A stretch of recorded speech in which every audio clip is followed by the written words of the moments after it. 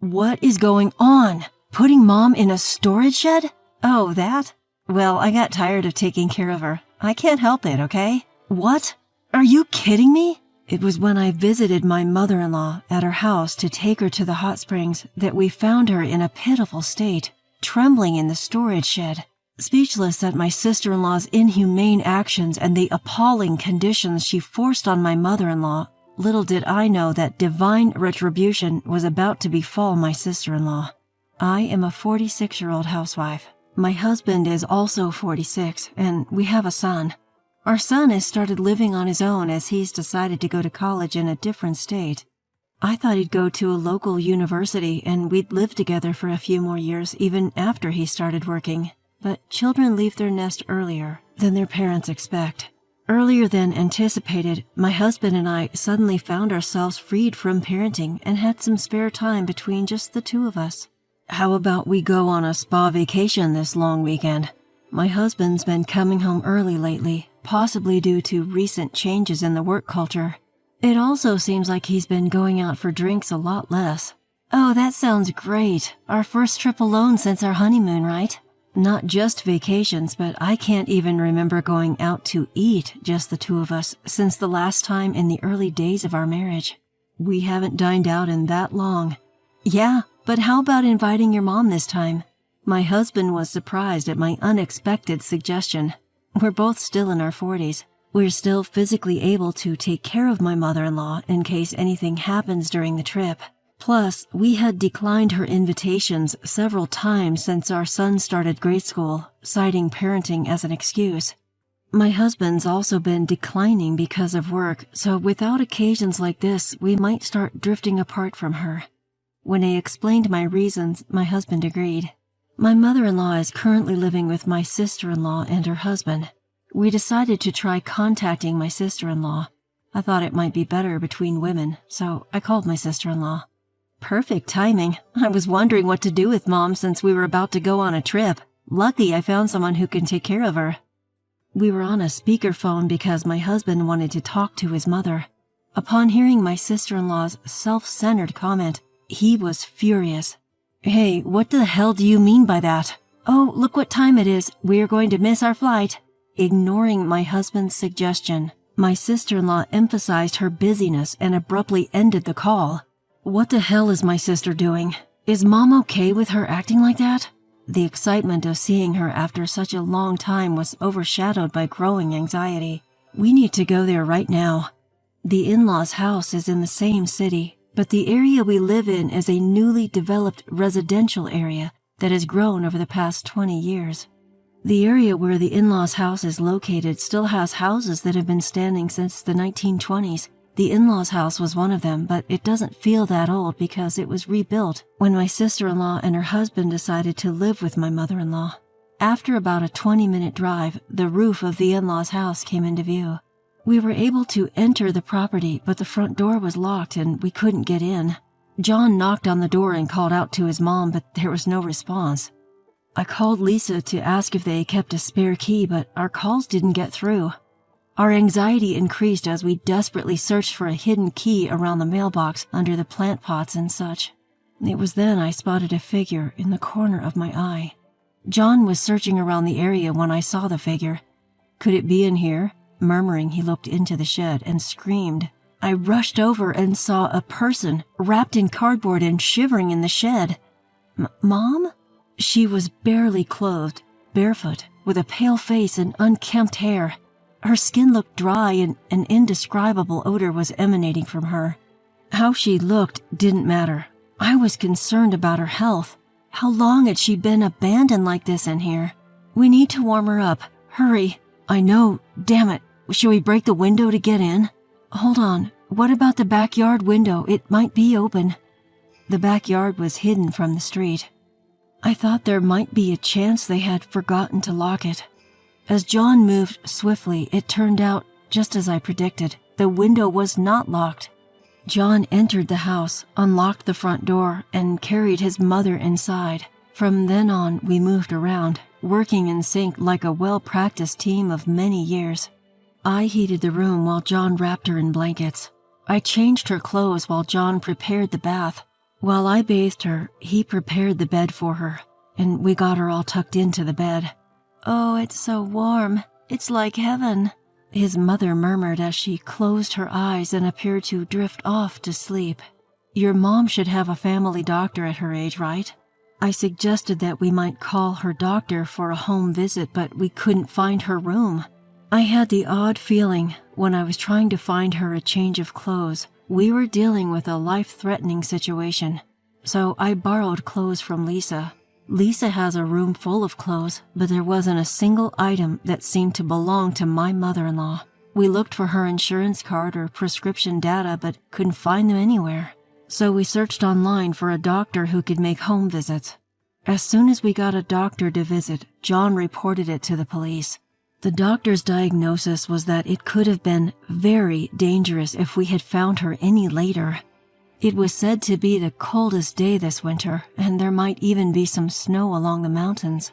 The doctor also found signs of malnutrition and dehydration due to extremely low food and water intake. In addition, a skin rash caused by the appalling conditions she had been left in.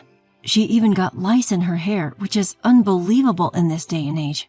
He gave us some prescriptions and told us to get her to her family doctor as soon as possible. While we were looking for her insurance card and other necessary items, we found the contact information for the care service that had been taking care of her.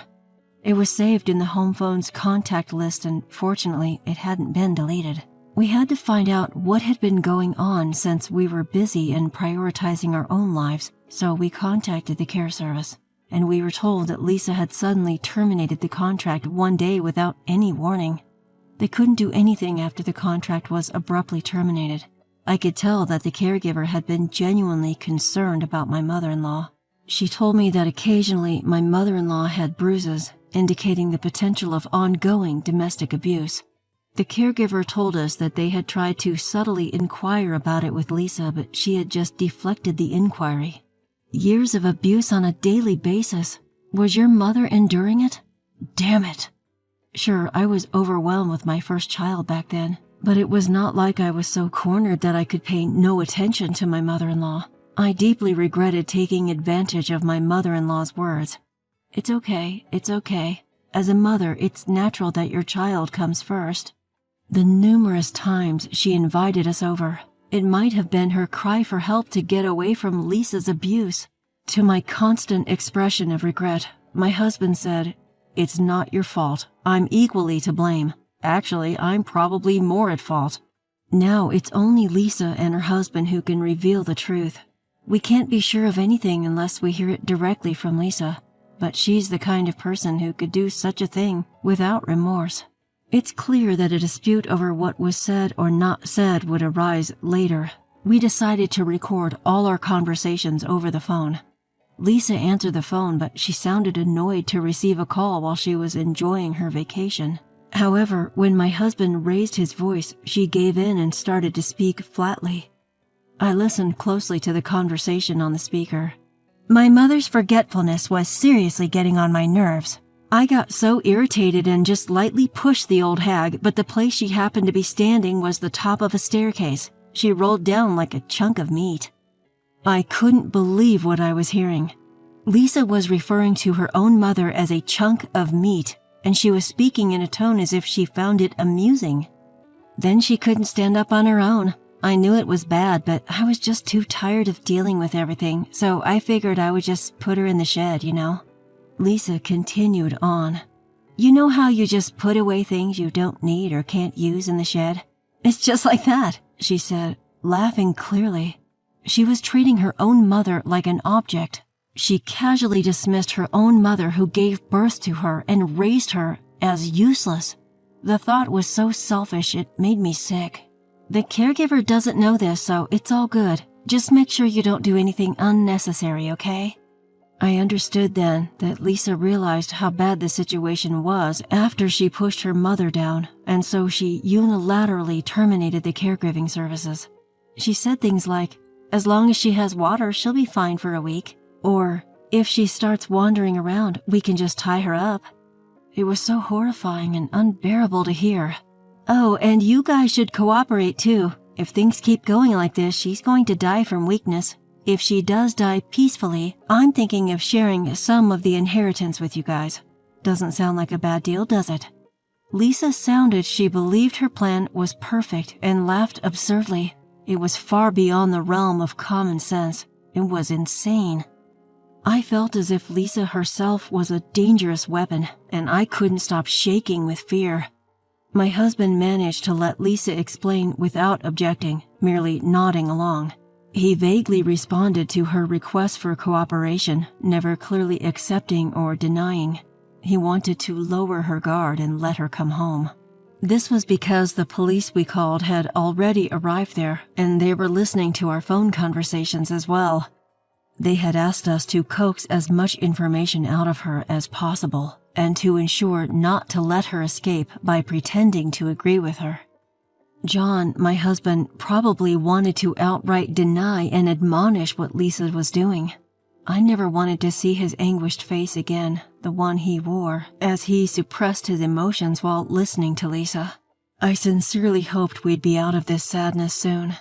Lisa and her husband, completely unsuspecting of our collaboration with the police, enjoyed their trip to the fullest. They returned home exactly 1 week after we found out about their abuse against my mother-in-law. When I heard Lisa talk about her mother, I casually asked about their return schedule. The police were waiting to apprehend Lisa and her husband as they returned home, elated from their trip. An arrest warrant had already been issued, and they were arrested upon being shown the document. "What's going on? You're my real brother. Selling out your sister to the cops? What a lowlife you are. And you, cops, watch where you're touching me. I'll sue you, mark my words." Lisa, a middle-aged woman, spat out words like a washed-up thug.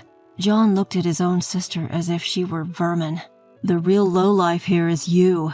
"Hey, officer, that guy, my brother, he's a sly fox. Always been a liar." With a honeyed voice, Lisa tried to smear my husband's name, then audaciously started spouting nonsense.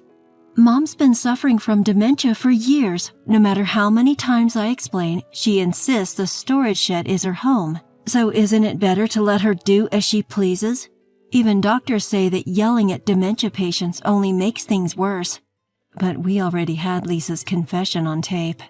When John played back the recorded phone conversation, Lisa and her husband turned pale and sank to the ground. "From now on, you'll be behind bars. We managed to take care of necessary procedures while you were on your trip. Don't act so high and mighty, dumping the responsibility of that useless old woman on us. You have no right. You said you'd remain childless, taking up the responsibility of caring for our aging parents instead. It was you, Lisa, who asked us to give up our claim to the inheritance. This was probably a pact they had agreed on before John and I got married. You were the one who broke the pact first. If it was too much for you, you could have told me. That would have been fine with me." He spoke with a choked voice, saying he had always been ready to take care of his parents.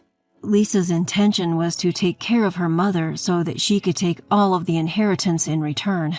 However, her mother unexpectedly remained robust and lived longer than anticipated. Unable to bear this, Lisa hatched a plan to make her demise look like a natural death due to frailty. Regarding the ownership of the family home, it had remained under their mother's name since their father's passing. It was fortunate that the property was not under Lisa's name.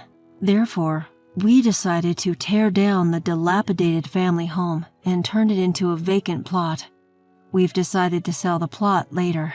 The demolition schedule has already been set, so remove your personal belongings as soon as possible, my husband John calmly stated. You must be joking. I'm arrested, you idiot. How am I supposed to do that? We've leased a storage unit for 3 years to store your belongings. Of course, it will be paid from your savings. What? Who do you think you are, making decisions on your own? You used to be a crybaby, always calling for your big sister. Now you've grown quite a spine, huh? Lisa raged about him making decisions with her money, but John remained unfazed. He also mentioned that if the lease could not be extended within 3 years, they were free to dispose of the contents. Lisa could only gape in response, unable to argue back. It was a clear victory for us. The police finally said, "That will be enough," and shoved Lisa and her husband into a police car to take them away. They resisted to the very end and had to be carried away like luggage. In the following days, the demolition of our parents' house proceeded smoothly. Turns out, my mother-in-law was not actually suffering from dementia at all. Some forgetfulness is due to aging, something everyone will eventually experience. It's not the kind of forgetfulness that causes inconvenience to others. I too sometimes forget what I was about to do, only to remember after a while. My mother-in-law was like that too. Thanks to her, there was absolutely no legal power for Lisa to fight against her decision to dispose of the house, as my mother-in-law was the rightful owner. Lisa and her husband didn't take their belongings out from the house, so we demolished the house with their stuff still inside. Now they are in jail. They didn't seem to know they could have kept their things if they paid for some arrangements. They could have had a court-appointed attorney and have that lawyer hire a company to move their belongings. Lisa and her husband's deeds were broadcasted on TV in a segment like True Stories That Seem Unbelievable. It was referred to as a modern-day granny dumping incident. Subsequently, Lisa and her husband were charged with elder abuse by persons responsible for protection. They were also proven guilty of neglect, so they would likely spend quite some time behind bars. We managed to sell the now empty plot for a high price. We also decided to sell our current house, as it stood in a location that was frequently ranked high on most desirable places to live lists. Even as a second-hand property, it fetched a decent price. We used that money to build a house for the three of us, including my mother-in-law, at a location where we'd feel comfortable when we get old. It was a one-story, elderly-friendly house. The town had regular bus service and excellent care services were available. After the change in environment, my mother-in-law has become remarkably healthier. She walks with her back straight and doesn't miss her daily morning exercises. Now she enjoys tending to the home vegetable garden with me every day. We'll soon have the vegetables we grew together on our dinner table.